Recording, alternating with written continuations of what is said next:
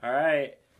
This is the third podcast now, and I'm gonna stop announcing the how many there are after a certain amount. But it's pretty special, and I have my friend here who we're doing a little bit different this time because I have a friend, a very special friend of mine who's uh,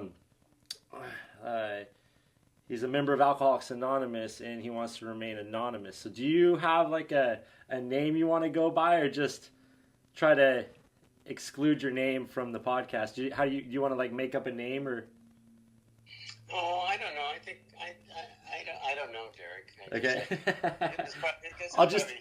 I'll just try not to say your name, and we'll go like that. You'll go from there, because I in my podcast, it's called Mini Paths, and so far I've had a guest come on that talked about spirituality through psychedelics. I've had a guest come on that's the the operating director of Sarha Nyingma Institute, and I have there's many different religions and spiritual paths, in the world, and I wanted to, you know, have you come on. You were the first guest I actually had in mind because, for one thing, I want to legitimize 12 step work as a very real and uh, profound spiritual path that is, I don't think everybody realizes or understands, and I've heard so many. I mean, that's what basically changed my life. So I wanted to have you come on here and tell your story and kind of what. So how you grew up, and then what led you into a spiritual path, and kind of we'll go from there. So I'll just let you kind of start with your story, and then we'll just talk. Okay, so you want me to tell a little bit about my story, and then we'll start talking after that? Yeah, exactly. Yep. Okay, all right. So we're ready? Yeah, ready. Okay. Now I just wanted to sip that coffee. It looks good. Right. All right, so I grew up in a small little coastal town in Oregon, and I had a very normal upbringing. My parents were fantastic, very loving, very kind. They lived all the relatives. We would get together and share holidays, and I played with cousins, and I just had a very normal upbringing in Oregon. When I was a teenager, I started noticing alcohol, and as well as different books on psychedelics and LSD, and I found those things. For some reason, I found all those things, curious, right? Mm. And so I was also very athletic, and I was a very good student. So I mean, I had all the makings of a normal childhood, and normal in high school and all that stuff. But I did notice that my mom and dad would occasionally drink, and I know that my dad had this brown bottle way up on the shelf up there, and they'd pull it down every now and then, and they'd drink from it. I didn't know then, but it was whiskey, right? And every now and then they'd have a shot of whiskey, and I didn't know any different. And my father would never come home drunk, but what I'm trying to lead to is I was starting to get obsessed over something I had no idea what it was, right? And when I turned 14, I decided to take some of that and try it, and it was amazing. For me, I didn't realize, for me anyways, that I had a different reaction to alcohol than other people did, right? Right. I mean, I had no idea. But for me, it was like fantastic. It was like made me cooler all of a sudden, made me able to talk to girls better and more confident, and I felt strong. I mean, all the things. I mean, it's ridiculous when I say it now, but that's how I felt. Right. And so I started slowly but surely chasing after that. So before I was a straight A student, and my grades started to slip, and I started reading Carlos Castaneda's books on the psilocybin and the trips there, and I found that very interesting, and I decided that I wanted to experiment with LSD. And I did this all on my own. I mean, I had friends that were drinking and starting to smoke pot, and so I took acid on my own, and I thought it was super fun, but and also a little weird, because Right. you're hallucinating, seeing great giant cans of peaches on the beach, and running on the golf course, and everything was really fun, and laughing, and just everything seemed to be right. Huh. But over time, for me, and I'll speed up my story a little bit. Over time, for me, what alcohol and drugs did is it started taking away from my dreams. It started moving me away from family. It started moving me away from the things that in the core of my beliefs. My mom and grandmother taught Sunday school, and as a young kid, I had to go to church. My dad would go play golf, but I had to go to church with my brothers, and so I understood the concepts and premise of Christianity and what it meant to be a good human being, a good man. But I started drifting away from things because of alcohol and drugs, and my behavior changed over time because I would spend more time chasing after alcohol and drugs than a spiritual practice or studying or doing the things that you normally would do when you go to college besides get high. And so for me, I became obsessed with alcohol and drugs, went to college, moved away. When I was 19, I grew a beard so I could get into the strip bar. Not really normal, but I mean, that's that's what I did.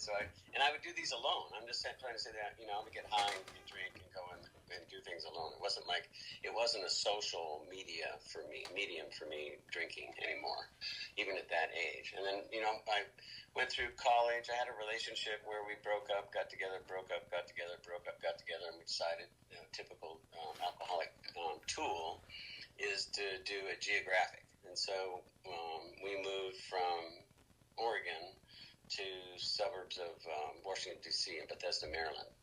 And the problem with that is no matter where you go, there you are. So my behavior just continued there. I got a job. I drank. That relationship ended. And I just continued to, for the next, from 78 to 87, a downward spiral of drinking. And towards the end of my drinking, I was drinking probably a quart of vodka a day. And it wasn't a lot of fun in my drinking. There was other drugs in there as well. And I was married at that point. I had a young son who was 3.5, and I'd make promises to taking places, but I'd be too drunk, so I'd say we'd do it tomorrow, and then tomorrow would come, and I'd start drinking again. It was just an endless cycle. And one of my core values was that I really wanted to be a good parent. I really wanted to be a good dad, good husband, good worker, and I was none of those things at that point. And I've never really tried to control my drinking. I took a couple of seminars on how to be a better person over there. I can't remember the exact title of the seminar. And one of the contracts was that you weren't supposed to drink or get high. And I signed the contract, but I still drank. What was this for? What kind of contract was this for? It was for like one of those S trainings back in the late 70s. Oh. Yeah. And it was very intense training, but I was still drinking. I said I wasn't going to, but I did. Yeah. People would say you smell like alcohol, and I would say no, I don't. That was my defense. Right. No, you're wrong. You're wrong. I do not. How dare you? And but when you drink that much alcohol, it just oozes out of your pores. Yeah. So I've pretty much lost at the end. I've pretty much lost my soul. I remember drinking the last night. And I'd asked God for help millions of other times before, but this time I asked for help, and all I could see when I got through with my prayer was that my life was swirling down like a toilet, like a vodka going down a toilet. And the next day I woke up, I made a commitment to go to treatment, and I went to treatment, but I really thought that when I was in treatment that I would be able to drink like a gentleman. Even though I never ever drank like a gentleman my whole life, I thought that somehow I was going to be able to control it. Right. But within treatment, I started getting exposed to the 12-step program, and I'd never seen these before. And I started seeing the steps. And the first step says we admitted we were powerless over alcohol and our lives had become unmanageable. And for the first 10 days, I saw that, and what I saw was you are weak and cannot manage your life and you're worthless. That's what I saw the first few days. And then after a while, after being, getting my head cleared up, because alcohol and drugs do mess up your brain and your thinking and your behavior, I saw it said we. And I realized, it's a we program. We admitted we were powers of up in our lives that become unmanageable. And then I believed that we could get me sober. And that's what led me into AA. And I'm not a spokesperson for AA. Right. And there's lots of different ways that people can get sober. But for me, AA worked for me. And I would go to meetings and I'd see all these people that were disgustingly happy and not drinking. I'd go like, what the hell is wrong with them? How can they be this happy?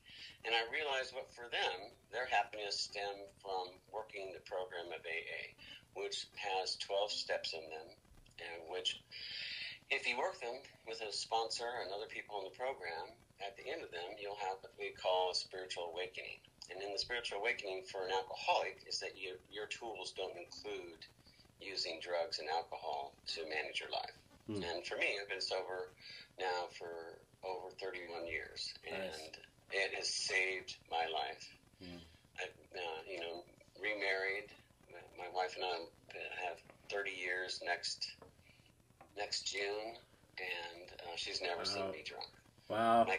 My kids have never seen me drunk, and sponsors a lot of guys, and a lot of them don't make it.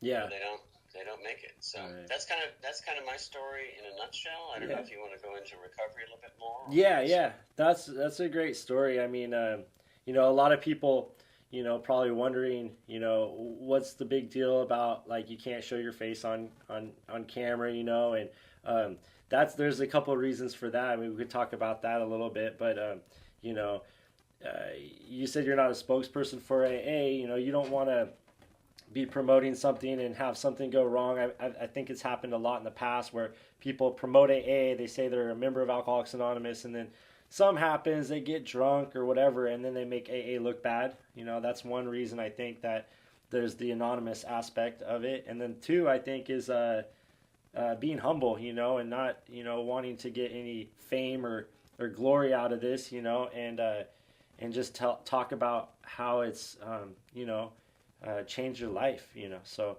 I thank you for telling your story. And, I just, a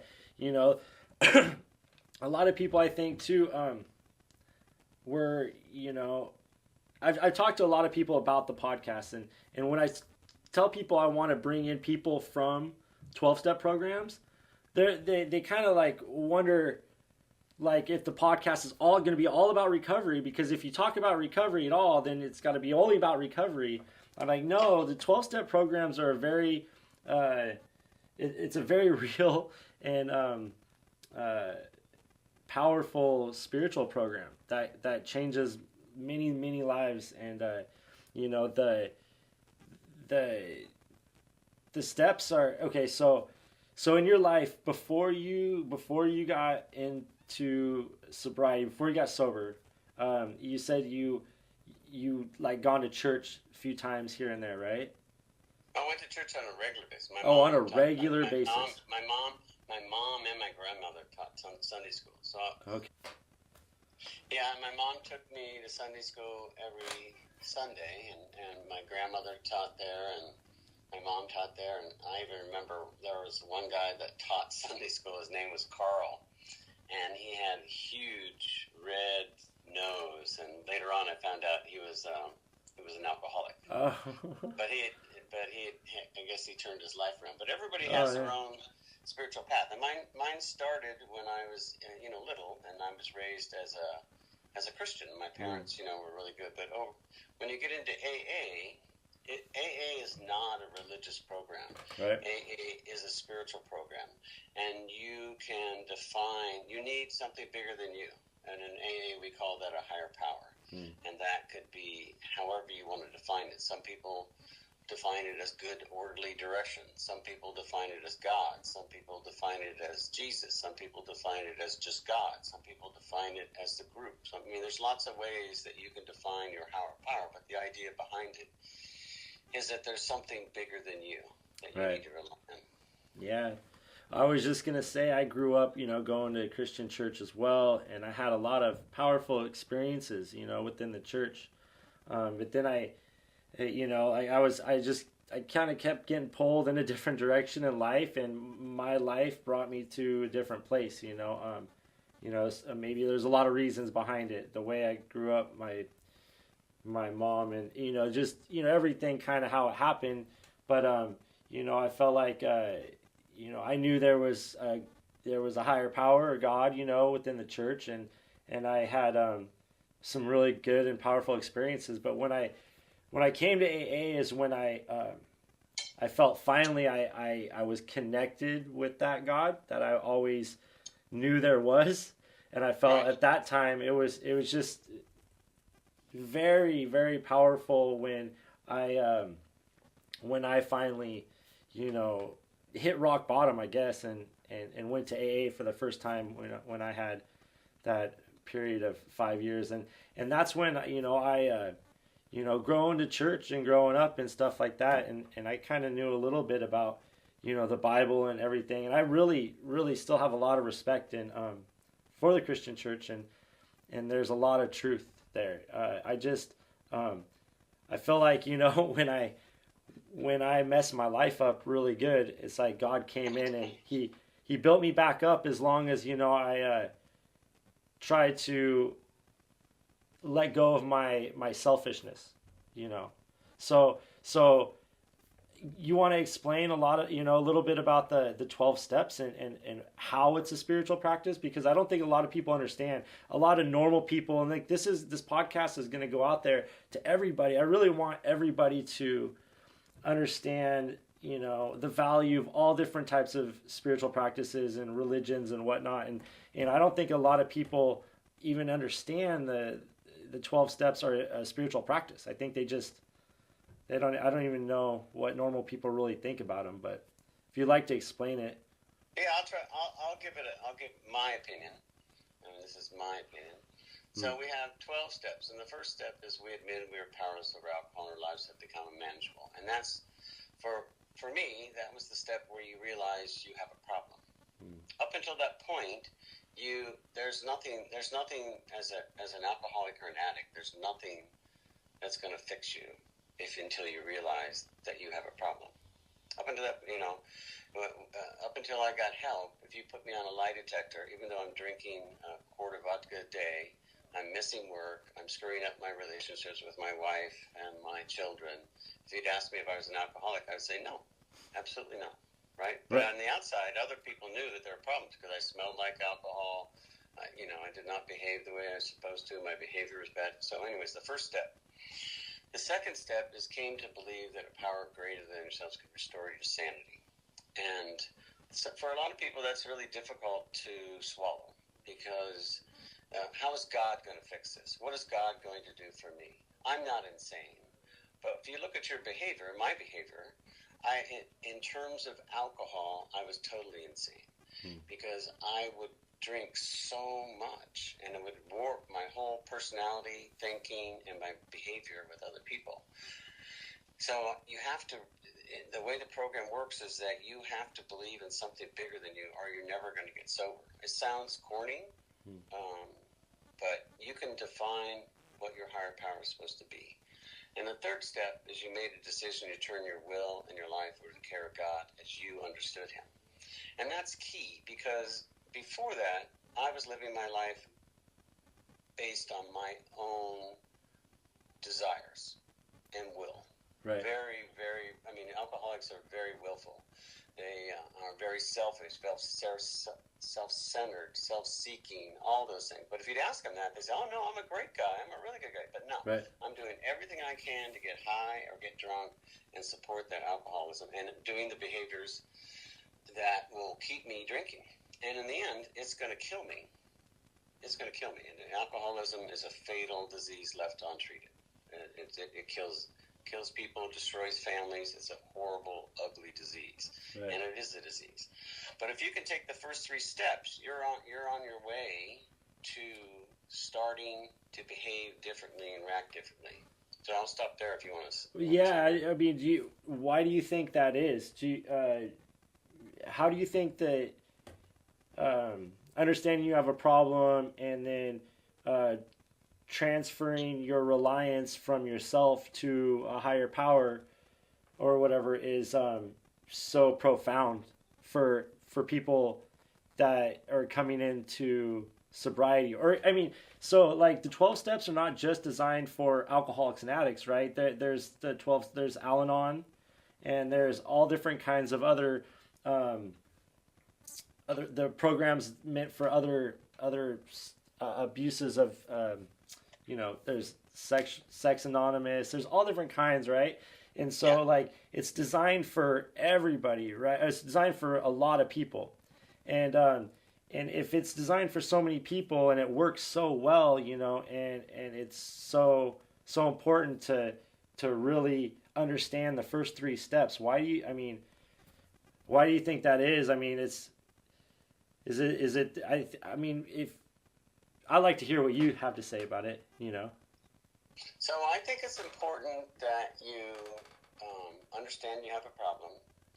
Understand that your reliance on your own intellect and self-will and arrogance will not get you sober. Right. I mean, that's really. Right. I've yet to see anybody get sober reliant on themselves. Mm-hmm.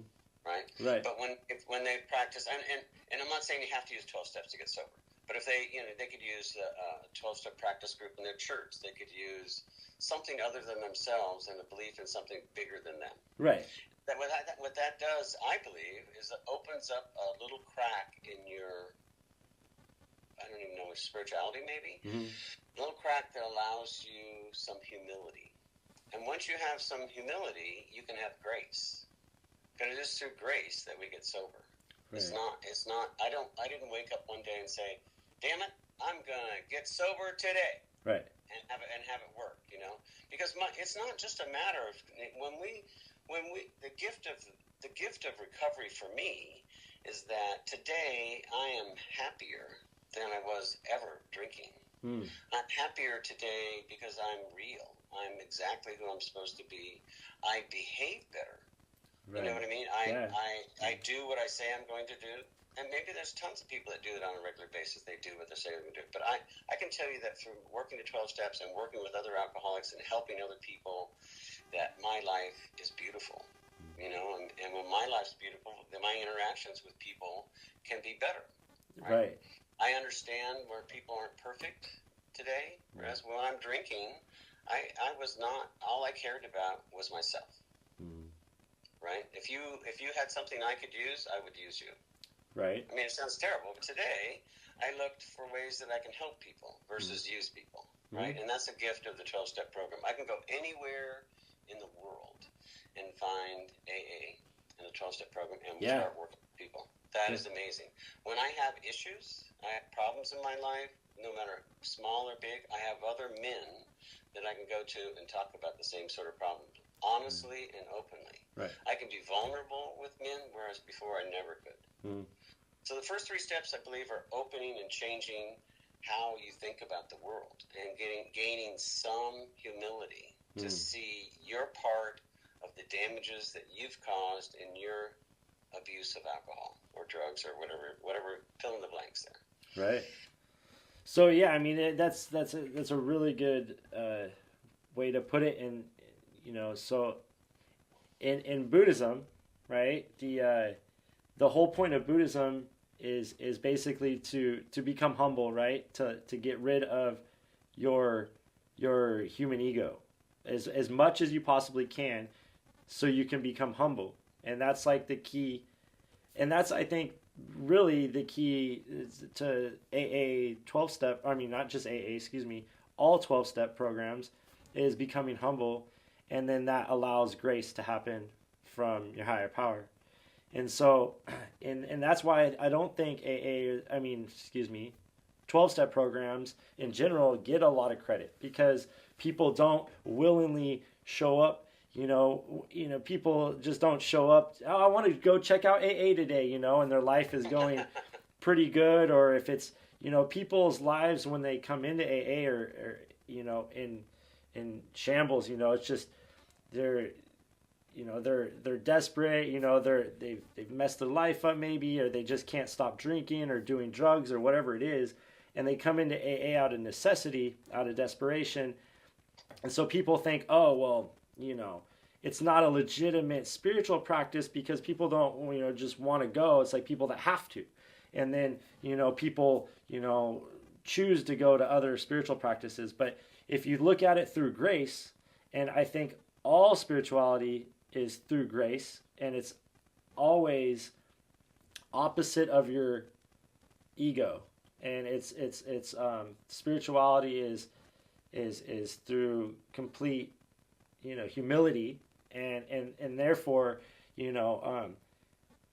it is a legitimate spiritual practice, no matter what, and then therefore all spiritual practices would have, are aligned that way. I don't think there's a spiritual practice out there that benefits and boosts your own ego to make yourself think you're better than anybody else, right? I mean, I think some people misinterpret religion and certain spiritual practices as been, boosting your ego and thinking you're better, but I don't think that's really truly how it is. And so, I think that, for an alcoholic that, has these issues, I mean, what does it mean? Do you think that alcoholics all share kind of the same type of characteristics, like their feelings inside, Because I hear a lot of people talk, they're trying to fill a hole inside of them up, or whatever, or they were, lonely, and they felt like when they drank or when they used, it brought them connected to other people and a sense of connectedness. Did you feel that way, or? Well, I believe that when you drink, you're filling that God-sized hole, is what people call it, right? There's an emptiness inside of you, a shallowness inside of you that alcohol temporarily, or fill in whatever you want to use, can fill that. But when you start getting sober, you got to find some way to fill that with other things, right? And spiritual practice means that you need to follow the rest of the steps, which are, I have to do an inventory of myself.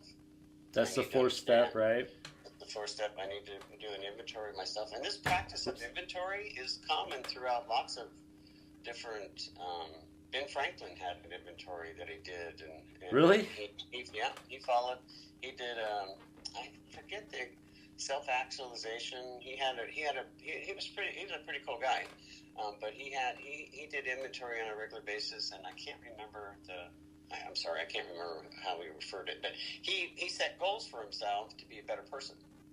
Not just greed, but to be a better person, right? And in AA, the goal is to not be the best AA in the world, but to be a better man, to be a better friend, to be a better dad, to be whatever, right?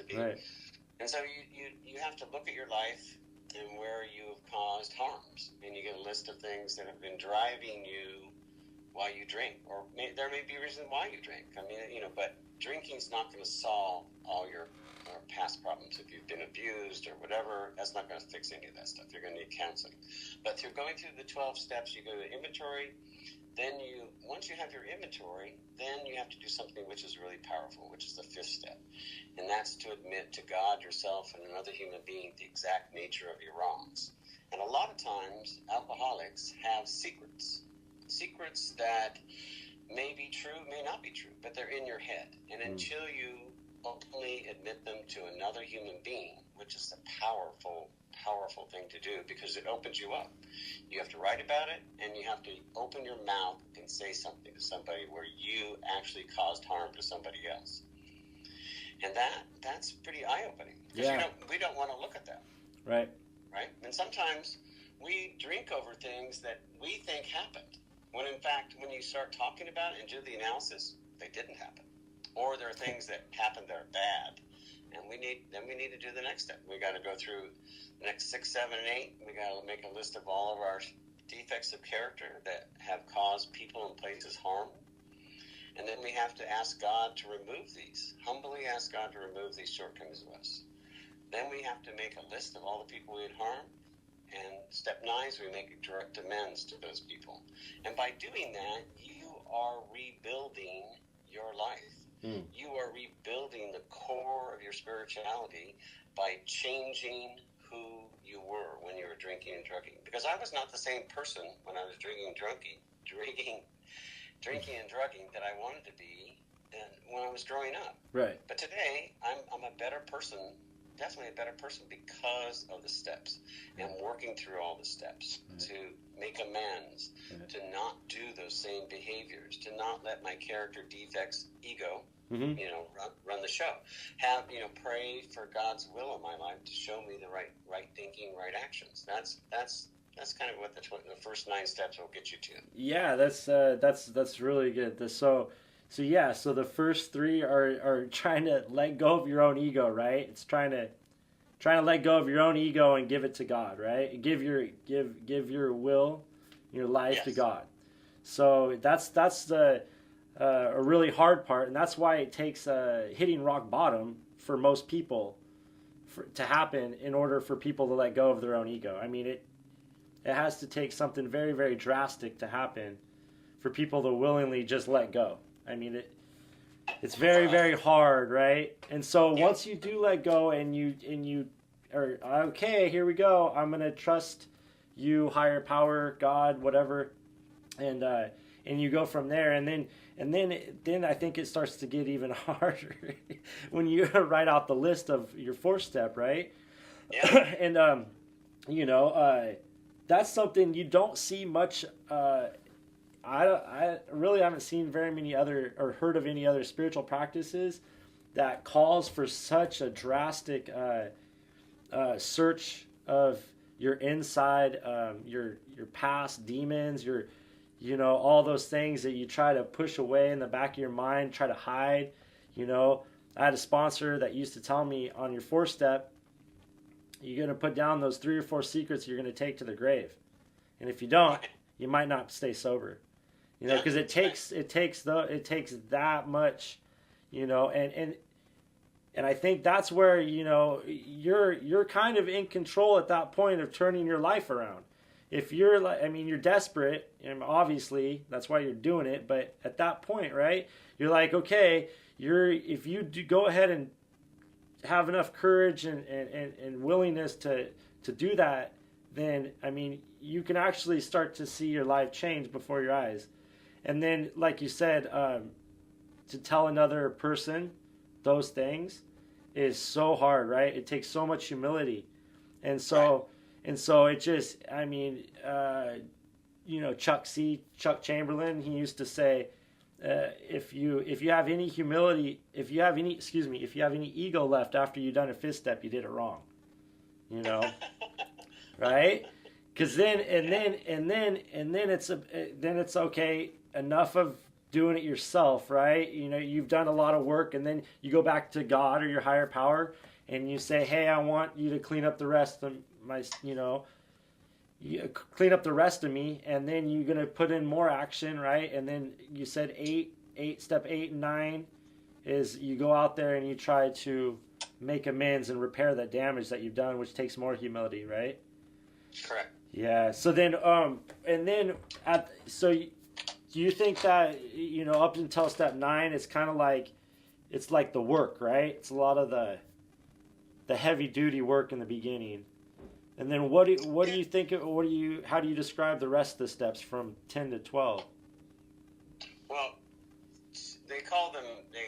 some people refer them to as the maintenance steps. So once you've done your inventory, a thorough inventory of yourself and others, and gone through your amends, and you have step 10, which is you continue to take personal inventory, and when you're wrong, promptly admit it. So the idea is that we're humans. We never rise above being human. So right. Our egos are gonna snap in place, our character defects are gonna rise up, and that we're gonna have to continue in our lives to stay sober. We have to practice the principles of the program in all of our affairs, and that's what step 10 is about. So when I do something inappropriate, rather than hold on to it and keep a resentment about it, I can admit that I did something wrong. How can I make it right? Right? I was wrong. Just just to say. Sometimes for men, well, I speak for myself maybe, it's hard to admit that I was wrong. Right. I mean, as stupid as that sounds when I say it out loud, when I have it in my head, right? When I have it in my head, I want to be right. Yeah. And one of the people, along the sayings in the programs, do you want to be right or do you want to be happy? Right. You know, do you want to be right or do you want to be dead? I mean, it sounds drastic, but sometimes our egos really, I believe they really want to take us out, right? Absolutely. But if you can practice humility, again, step 10 said, you know, where it's not just when you do your daily inventory at night or during the day or spot inventory, wherever you want to call it, the idea is to look at where you can get better, where you've done good, where you can get better. And then the 11th step is, you know, you reach out, you do prayer, meditation on a daily basis and try to align your will with God's will. So it's good to have will, but if you align your will with God's will, then usually the outcomes in your life are really great. It's when I always like to say, no, God, this is pretty important, so let me have this one. Right. Yeah. It's the money, the situation. I can handle the money situation or whatever it is, right? I can handle whatever it is, right? Yeah. Once I take that mentality, then pretty soon it's my will, my direction, my expectations, my, right? And then that just leads into conflict with others, right? That's that leads with conflict with others. But if you can come up with your alignment with your will and God's will and try to do the best outcome, that's what that is. And then 12 is just giving back to the program. You know, having had a spiritual awakening, you work with other alcoholics in your life. And that way, you help other alcoholics get their life back into control, their families back together. I mean, it's amazing.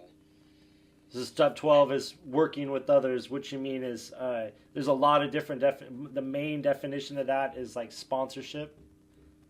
There's sponsorship, but there's lots of ways. There's lots of ways of working with others. Working with others is going to meetings, showing up, helping after a meeting, helping before a meeting. There's lots of ways that you can help and work with other alcoholics. But it's key that you don't get, after you get through the steps, you don't get a certificate.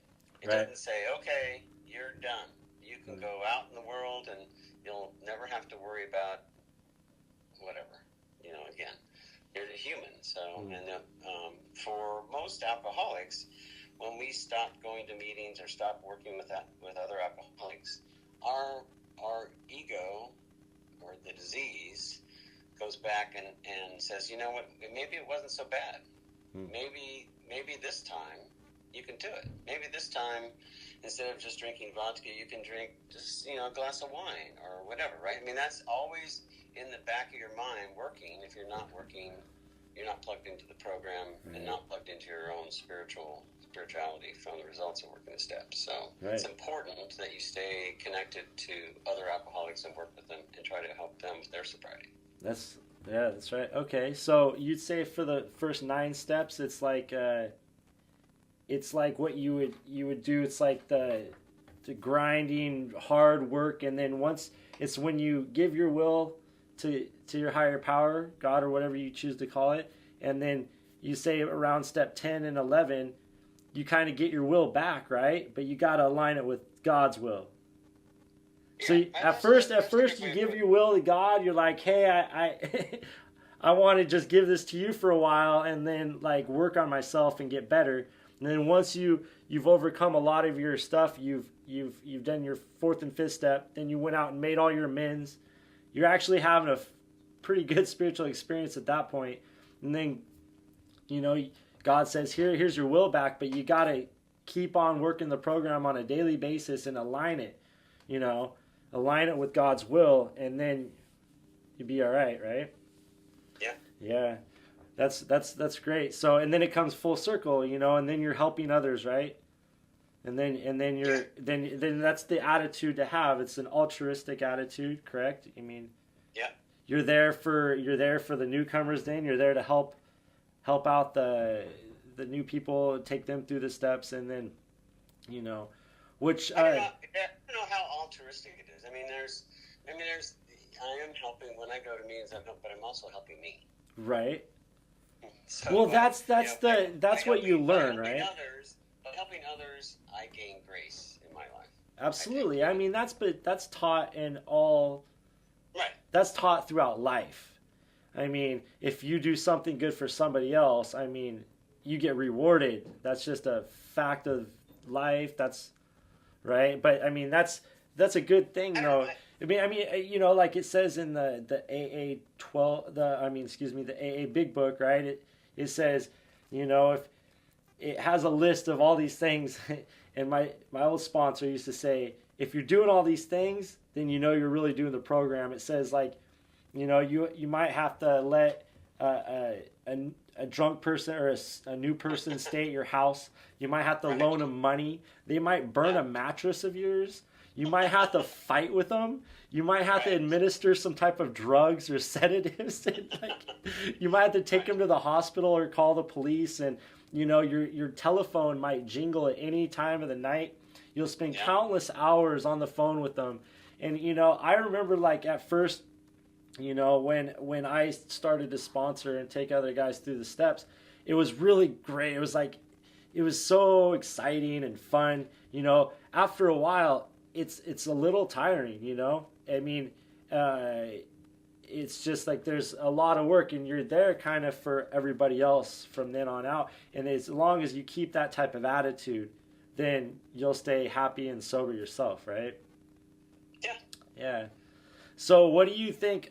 So I'm just trying to, you know, put it in terms of like that works for alcoholics and addicts, but like that type of a process would work for anybody in life, you know, is learning how to give up your own ego and give it to a higher power, to write out all the harms you've ever done to anybody else and all your resentments and all your fears, and then sharing that with somebody else, and then, you know, praying to get even better, and, you know, to go out there and to attempt to repair all the damage you've done, and then to try to do all that stuff on a daily basis, and then start praying and meditating every day, and then trying to have like a helpful attitude to everybody else. I mean, that's like an amazing process that I think everybody should look at, and I mean could benefit the world, right? And I think that's what Bill Wilson was hoping it would do, right? He thought it would turn into this worldwide phenomenon where everybody was doing the 12 steps. You know, I really think that you know, that never happened, of course, but I mean, there's a lot of programs out there for a lot of different people now, and you know, I just think it's a truly amazing, wonderful program, you know, and you know, even though I'm not an actual member of Alcoholics Anonymous right now, you know, but you know, I'm going to meetings right now. I just wouldn't consider myself a member right now, but I've been smoking a little pot lately, but I'm gonna quit that here soon. But I mean, I have so much respect, and you know, like you've helped change my life. You know, you were my sponsor, and then now you're my, you know, spiritual advisor. I continue to call you, and all the things you've done to help me. I mean, you put aside so much time, and you've had so much patience for me, and I've been crazy from, you know, a lot, you know, and you've dealt with me so much. I mean, I just really like to hear from people like you. What would you suggest? You know, I mean, I think the 12-step program is designed to help anybody in this world, and if you could try to apply some of those principles, you'd even be better off. But for specifically, if there's any listeners out there that are, you know, have an alcohol or drug problem, that are interested in maybe getting into a 12-step program, but they're unsure, they don't know much about it, and they're like kind of curious right now, what would you suggest somebody out there to do in the beginning?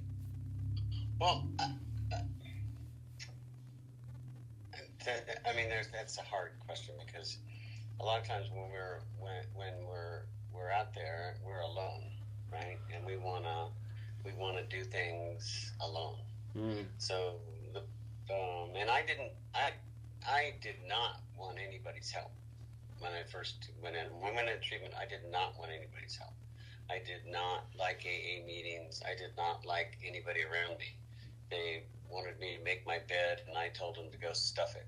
You know, that I paid my money. You make my bed. But I was filled with arrogance based on fear, because I didn't know what the outcome was going to be. Right. So the first advice is you don't have to do it alone. Really, the disease of addiction and alcoholism is that it wants to isolate you to the point where your only solution is to drink yourself to death or cause a horrible accident or kill yourself, right? And those are the, or send yourself to prison. You know, I mean, those are the options that you have as your disease takes you down this path. So the first thing is you need to realize you need others. You need others, and the way that you get others is to go to a 12-step meeting. And those people there are just human beings, but they have the same issues that you do. They may look nicer than you do right now. They may look a little different than you do, but at the core of them, they have the same issues that you have. You need to just go there and listen and compare in. Don't compare out. Compare in. Don't compare out. Over time, you will hear your story. I heard that early on that I was going to hear my story, and I didn't believe it. But sure enough, within 30 days, someone shared, and they shared exactly what was going on in my life. And I went, oh my God. Yeah. You know, I had goosebumps because I realized that, I don't have to do this alone.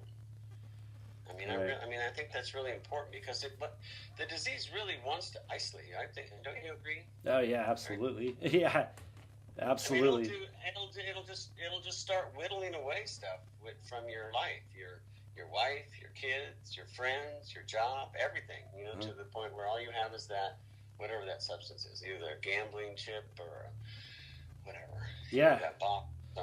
So my advice is to find out why they're so happy. What are they doing? If they're so happy, why can't you be happy? Right. So go find the happy people in the meetings, right? People. Yeah. See what they're doing. It doesn't mean that everybody in the program is perfect. Right. You know, they're just like in any religion. There are people that are practicing the religion and it's inclusive, and there are some people that are practicing religion exclusive, right? So, I mean, Christianity is about inclusiveness, right? It's not about exclusiveness. My opinion, that's my own personal opinion, right? So in AA, it's about recovery and helping the other alcoholic. So if you can find those people that are happy and working with other alcoholics, that's why I do it. And try it. Yeah. The worst thing that can happen is you'll get sober and your life will change and you'll be beautiful. Right. Beautiful, right? Right. But there are a lot of people that are resistant. No, I'm going to do it. I don't want to take that chance. I don't want to take that. Way. Yeah. Right. So. Do it my way. I don't want to risk, end up being happy and sober. Right. And when you say those words out loud, they sound funny, right? Yeah. I don't want to risk that. I might get happy. Like, oh, wait a second. Well, what's wrong with that? Right. I don't want to drink the Kool-Aid. There's no Kool-Aid. There's no Kool-Aid. Yeah. There's no strict rules. The thing that's cool about AA is that it levels the playing floor. Everybody's equal. Everybody's equal. It doesn't matter how much money you make, what color you are, what religion you are, what happened in your life, what didn't happen in your life. It's all about moving forward today and staying sober and being a better person. Yeah, that's great. That's the spiritual practice. So. That's why I love it so much. It's all about being, use like you're saying, equal and humble and helpful. I mean, I've had quite of, I've had so many great times in AA and stuff like that. And then I've had my problems too, and for anybody out there that, I think a lot of people have negative views of what an AA meeting is.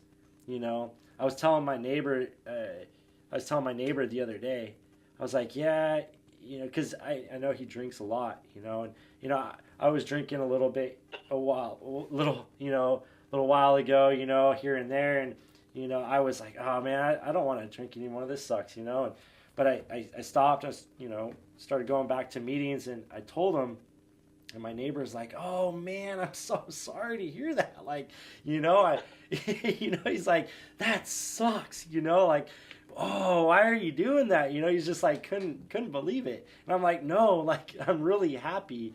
A lot of people don't understand. They think, "Oh, you go there, you gotta, I'm an alcoholic. You gotta shame yourself. You gotta, you gotta like tell on yourself. You gotta feel bad the whole time. Everybody's depressed." It's not like that at all. I mean, it's No, not. actually, meetings are pretty funny. I mean, there's a lot of laughter over horrible things that have happened in the past. Yeah.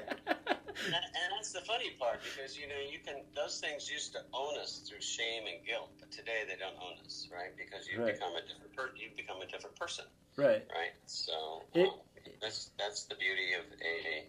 But it's not for everybody. No. No. But it works. It works for me. Right. And I've seen millions of people. No, I haven't seen millions, but I've seen it's in over 192 different countries. It's translated into multiple. So it's a common problem among human beings, and this is one way of doing it. I when people badmouth the AA and the 12 steps, I just wonder where they get that evidence from. Right? It's just it's not based on reality as far as I know, because I've seen a lot of success with it.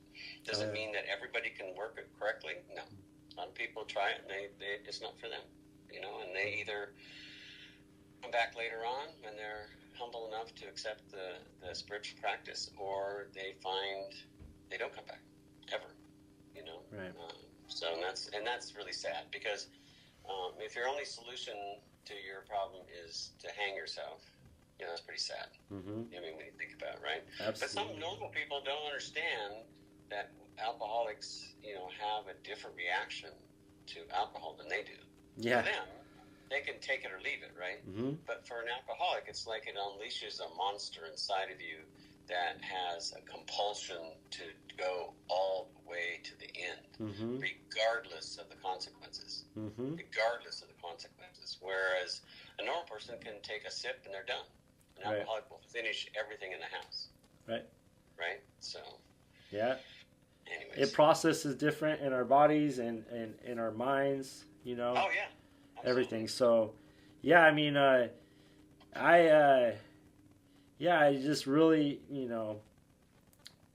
I really like Alcoholics Anonymous. It does so much. I think that, people that are in this type of situation, maybe that are dealing with some type of problems, that are curious or anything, I suggest they just go to some meetings, but don't just go to one or two either. Try to go to a few different ones, because, I've been talking a lot of good stuff, and you have too, about Alcoholics Anonymous, because of the difference it makes in people's lives. It's evident to me, and, I hear it, like you watch TV, and like you'll have some type of medical doctor or some type of professional therapist or somebody, and they're like, yeah, the success rate in alcohol or the 12-step programs is not so great. There's all these other medical things you can do about it and stuff like that. And they're basing the success rate on everybody that goes into a program. But I understand, like you're saying, people you're wondering how, some people don't see the success. Well, there's a lot of people that come into 12-step programs that aren't humble enough to go through that type of process. Right. You're talking about the hardest process to go through, spiritually, to go completely 100% against your own ego, and to try to end up being, virtually, completely humble. And that's the goal. And that's really hard to do. So that's why maybe not everybody succeeds in 12-step programs. But hey, let me read something from the Big Book, because I think it's perfect for right now. Okay. And it's in chapter 5 of the Big Book, How It Works. Just that first paragraph, Derek. All right. It says, rarely have we seen a person fail who has thoroughly followed our path. Those who do not recover are people who cannot or will not completely give themselves to this simple program. Usually men and women who are constitutionally incapable of being honest with themselves. There are such unfortunates. They are not at fault. They seem to have been born that way. They are naturally incapable of grasping and developing a manner of living which demands rigorous honesty. The chances are less than average. There are those two who suffer from grave emotional and mental disorders, but many of them do recover if they have the capacity to be honest. And that's key. I guess we didn't really talk about that. We kind of did, but it's the honest evaluation of what's going on in your life today, right? Am I really happy? Right? If I'm drinking and drugging every day, right? Probably there's something going on, right? Right. And I'm not.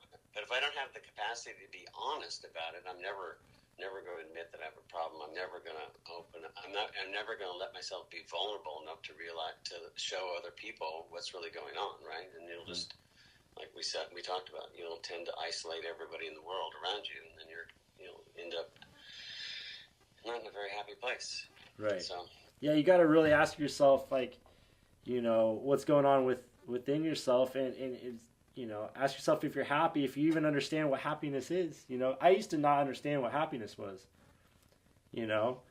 really until after I hit rock bottom and I came into Alcoholics Anonymous and went through the steps the first time. That was the first time I really understood what real happiness was. It's a lot about peace, being content, if you're content and at peace, like, you're really truly happy. And before I thought happiness was like something that I would get, like it's something that you get, like you become happy. It's real happiness isn't about getting anything. It's just about being, right?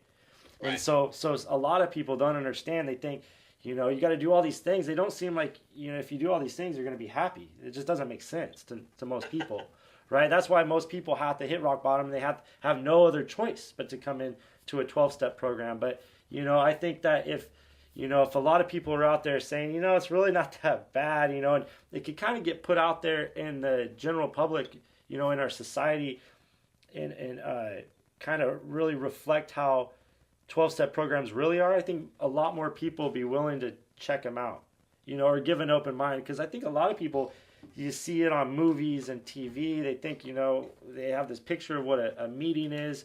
And then, then I think the people take that attitude when they want to get sober, and they take that into the meetings, and people, don't give it an honest shot. And you're saying to go give it an honest shot. And like I was saying, you might find a meeting or two that isn't so great too sometimes, and Yeah. You're dealing with a lot of people that, are desperate. Not a lot of people, not everybody in the meetings have taken the steps either. So sometimes you might be dealing with a lot of screwed up people that are trying to work on they're trying to work on their life. They're trying, but they haven't, overcome all their difficulties and problems yet. So they're kind of screwed up. And then what happens is sometimes you get into a meeting where, maybe, things are getting better for you.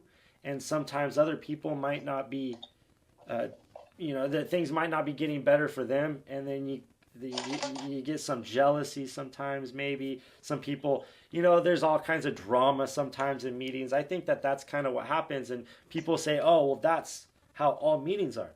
It's like, no, that's how meetings are with the people that haven't gone through the steps yet, Right. And if you go to a few meetings, you could find the meetings where, oh, this meeting, 75% of the people are happy, and you can tell they're doing the steps.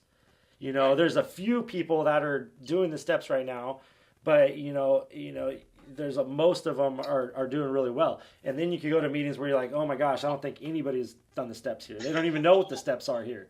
Those meetings, just nicely, go to another meeting and try to check it out. Yeah. Right?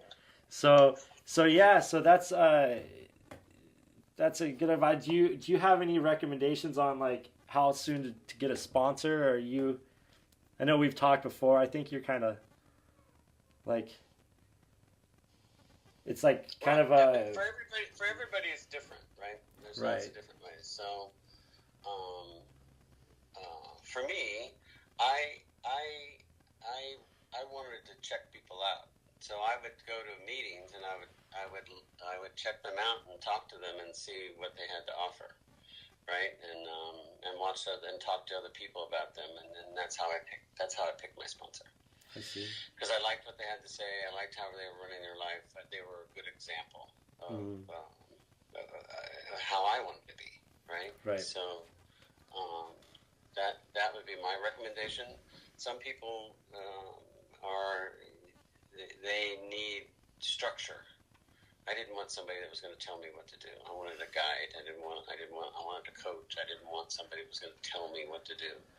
But some people like that. Some people need that. So it just depends on where you're at in your recovery, where how comfortable you feel. But the idea of a sponsor is somebody that's going to take you through the steps, right? Guide you through the steps. It's not somebody that's going to lend you money. They're not going to be a family counselor. They're not going to, they really just need to take you through the steps and the big book and the 12 and 12. And the idea is that when you get through, you can be of use to other people as well. So that's the goal of a good sponsor. Right. That's great. Yeah, I was kind of one of those guys. I think I needed somebody to kind of be a little bit more stern with me. I didn't like rules either, but I think that's what I needed in the beginning or something. Yeah, everybody's a little different. So I don't want to. Some people, if you don't like being told what, none of us like to be told. Nobody likes to be told what to do. Right, but there are tactful ways of guiding people through the program. Oh, right? Absolutely. I've seen a lot. People, yeah. I work with people, and I have certain guidelines for me. If I ask you to do something and you say you're going to do it, I expect you to get it done. If you don't get it done, then to me, it's a sign that you haven't made a commitment. Right? You haven't made a commitment, and if you're going to waste my time, then where I could be helping somebody that really wants help, right? So it's just a matter of, do you really want my help? If you want my help, will you do this? If you say yes, then I expect you to do that, right? And if you don't do that, then I'm not going to waste my time with you, right? So I mean, that's just it's just silly, right? So yeah. Do you remember when you first were in AA? Do you remember like all the meetings? Did you go to a bunch of meetings? And does it seem like, do you remember the good old days now? I look back on them like they were the good old days now when you first were getting into AA. It's funny you said that. I don't look at those as the good old days. I look at today as the shitty days. Yeah. In AA we celebrate our birthday, right? Uh-huh. When you think about it, when your first day sober is probably the worst day of your life, right? Your life's a mess. It's horrible. You're a terrible person. All that stuff, and we celebrate that like it's a happy event, right? But the happy event is that today I'm different, right? And I've been different for a year or 3 months or 2 months or a day, even a day, right? That's what we celebrate, is the passing of, we're not that same person again. But it is funny that we celebrate our worst day ever, right? Yeah. When it came a day. Yeah. That's funny. Well, do you have any other outside books and anything, other kind of literature to read that you could think of besides the big book, besides like the 12 and 12? Do you have any really like good AA literature that you would recommend to like a newcomer that, obviously that, you would want somebody to get focused on the big book and the steps with the sponsor and going to meetings, but other than that, do you have any good? Oh, there's so much different literature out there, Derek. I don't know what to reference in terms of my spiritual practice has changed. When I came in, I was looking for, my practice was Christianity. So I was looking for a church that I wanted to find, right, and get back into church. And over time I found one and was practicing that. But my spirituality has changed. So today I still consider myself Christian, but I'm also practicing a form of Japanese Buddhism, right? Which is all about empowering each other with respect and dignity, and helping everyone become happy. in their lives and overcome their obstacles that they have and be a better person. So I think that's really beautiful, and it's all inclusive. There's no special for me. I mean, this is for me, And anyways, I really like it. So over time, but I've read lots of different spiritual books, like The Meaning of Life by Viktor Frankl, who was imprisoned in the Nazi concentration camp. The Beatitudes. There's things in the Bible. There's things in different Buddhist practices that are beautiful. There's just lots of spirituality that's out there. But that's a way of improving your conscious contact with God as you understood Him. Mm-hmm. Or however you want to phrase that, right? Right. So the idea is that you have a foundation in AA, and that you practice the steps and work with other alcoholics, and then you can grow your spiritual depth, so you can help more people as well. So that's great. So like, can you tell me a little bit more like about your spiritual practice? I know you said there's just so many books, and I like how you named off a couple, and that's great. I know books are a big part of my, I wouldn't call it spiritual practice, because I don't think reading is you're not practicing a spiritual practice, but you're studying, and which is a really good thing, and it goes along with practice. So I really like reading books. That's why I always ask, if you have any good books to recommend. But as far as like your actual spiritual practice goes, what do you do now on a daily basis? If you don't mind me asking, if you don't want to say your if it's private, if you don't want to say your spiritual practice, that's fine. If you don't mind, then I'd like to hear kind of what it's like now and kind of how it's evolved over time. Yeah, so for me today, for part of my Buddhist practice, I chant twice a day, probably 30 minutes a day. 30 minutes in the morning, 30 minutes at night. And I pray for multiple people for their happiness, their well-being, their health. And I also pray for people that have passed in the past there. So I do that. I also have, every night I read a daily reflection from AA that makes you think about things. And I have prayers that I say at night. And I have a Christian reading that I do as well. And the idea behind, for me anyways, is that when you go to sleep, you have those things echoing through your head as you sleep, and so when you wake up, you feel like you're on the right path. So, and I go to AA on a regular basis. So that's really important. And I try to talk to at least one other alcoholic on a daily basis. And so those are the things that I try to do to keep me in alignment with the power greater than myself. Oh, that's great. Yeah, that's a lot of practice. Do you say it increases over time, or do you think? Oh yeah, I didn't start out that way. I didn't start out that way at all. I had nothing.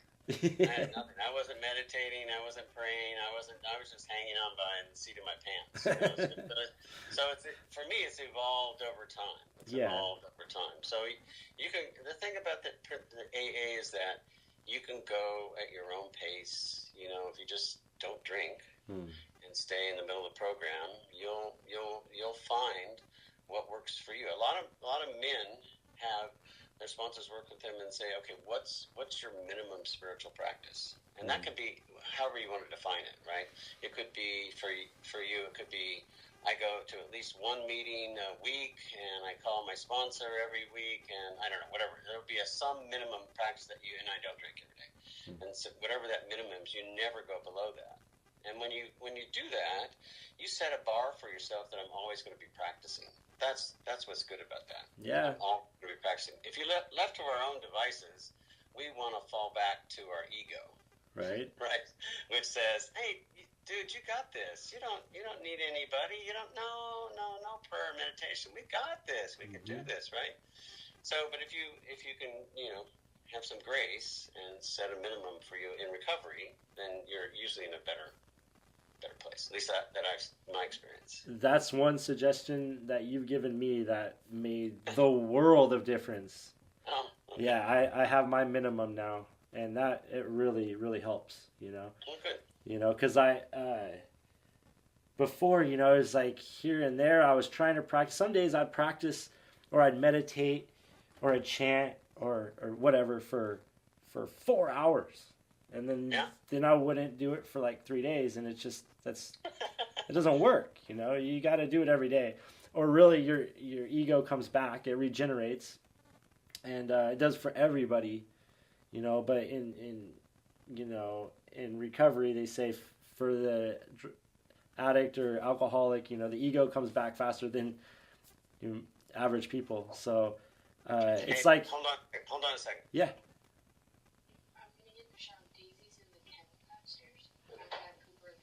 Okay. All right, I'm back. Yeah, so it's just like I heard the old analogy. It's just like mowing the yard. It's gonna grow back. Your ego's gonna grow back. You got to keep mowing it. Every day. So. Yeah, that's a good one. I like that one. That's a good analogy. Yeah. See, that's the thing. When you talk to different people that are working the program, you find new tools. You find new ways to deal with obstacles that come in your path, as long as you're open to the idea of recovery, right? Mm-hmm. So I think that's really important, that you have an open mind, you listen, and you choose the things that are going to work for you and discard the other things. People are going to disappoint you. Mm-hmm. Right? I mean, they're going to disappoint you. Mm-hmm. But the principles of the program won't. Oh, yeah. It'll make you be able to handle any type of situation or deal with anybody in life. Right. Yeah. As this, if you're dealing with somebody and it's really a difficult situation, and you go and talk to your sponsor, the sponsor is going to say you're going to have to handle that situation. You're going to have to overcome it and learn how to talk to people the right way, or admit your wrongs or do whatever, and it's going to be hard. That's what the program's all about, and that's why it is so powerful and wonderful. One of the spiritual axioms, I think is how you reference it, is that whenever how does it go, Derek? Whenever you're upset. Yeah, I have my 12 and 12 in there. It's usually something in you. You're at fault. Right. But that's a different concept than when I was drinking, right? Right. Because when I was upset when I was drinking, it was your fault. Absolutely. Right? It wasn't my fault. Your fault. Well, isn't that kind of how the mentality is directed, kind of like in our society? I mean, and kind of like throughout the entire world, most people are looking outward. They're looking at what benefits them, what they can get, and it's all they don't want to look inside. That's just kind of like, nobody really wants to look inside and deal with their problems.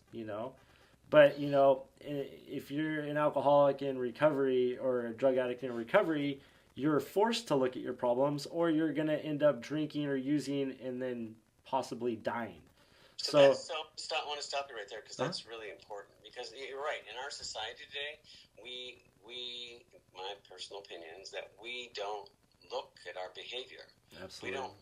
We don't look at the facts. So let's take an example. If I see negative behavior out there, harm being done by another person, do I do something or not do something? The right thing to do is look. If you see negativity out there and someone being harmed because they're a different color or sexual preference or whatever, that's not spiritual. Right. If I'm taught that I'm better than somebody else, that's not a spiritual practice either. No. Right. Right. Those are things that in our society. I mean, I'm sorry, this is my soapbox. In our society today, we have to change. Just because we were raised a certain way doesn't mean it's right. Right. So when you see things that are not right, you need to look at them and see, okay, is that really the right way that I want? Do I want to be treated that way? Right. Right. So I mean, it's a really, I would love to be able to change people's behaviors when it comes to hate. Yeah, absolutely. And hate and disrespect for making yourself feel superior at another person's consequence, right? That's not the way that Christianity is supposed to work. No. It's certainly not the way Buddhism works. It's not the way any of the religions work, right? Right. We're all human beings. We're all equal. And if we could get to a place where we can have respect and dignity for each other, the world would blossom. It would be fantastic. But people want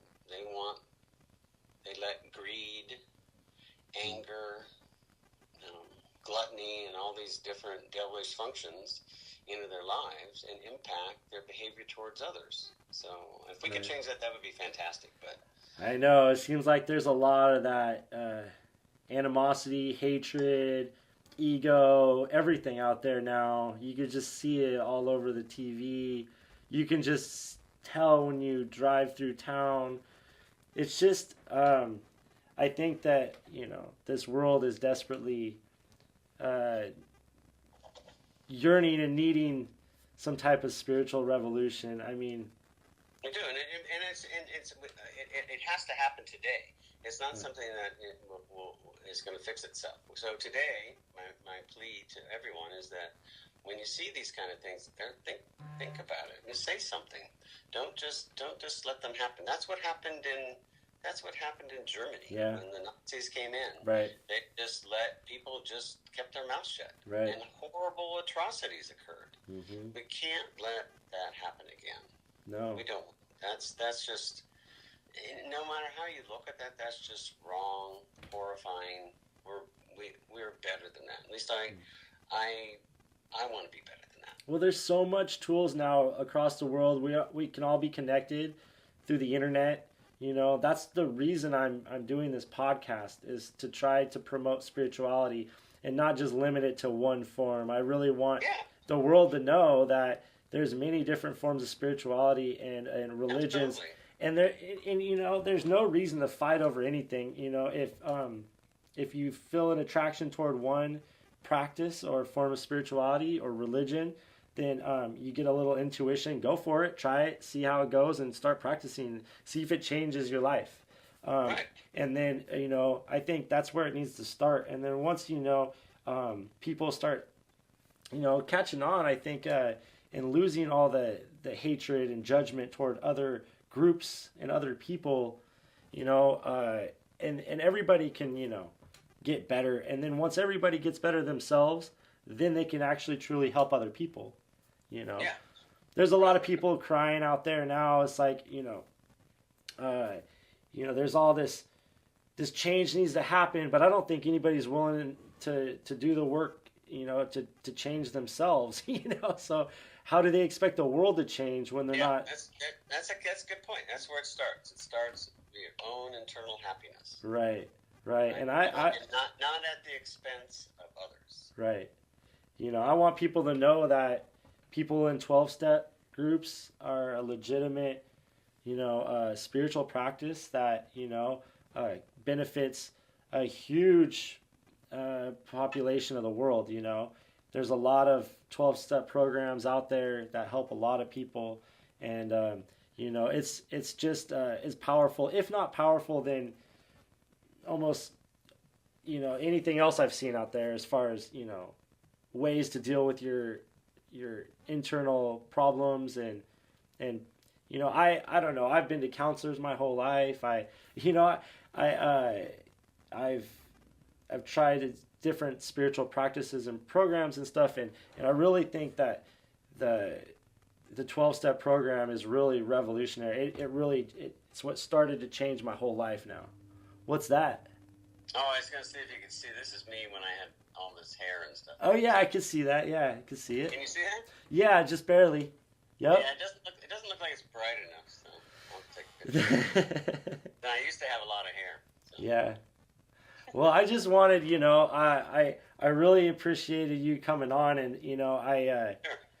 I don't know, do you have any good profound quotes or closing notes that you like to share? Only that with in terms of my recovery, and if you're having problems with